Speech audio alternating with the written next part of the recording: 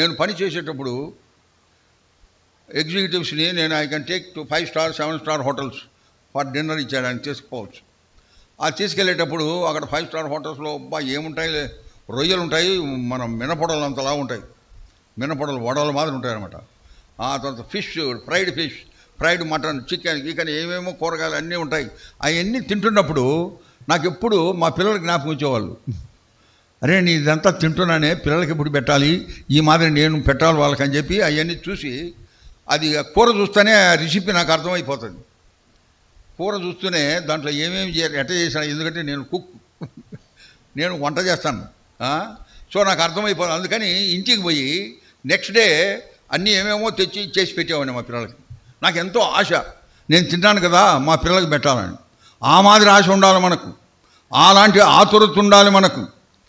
అందుకని you should feed upon him, unless you feed upon him you cannot feed the congregation. దేవుని వాక్యంలో ఎంతో చక్కగా ఉంది. అపోస్తుల కార్యములు 20వ అధ్యాయం,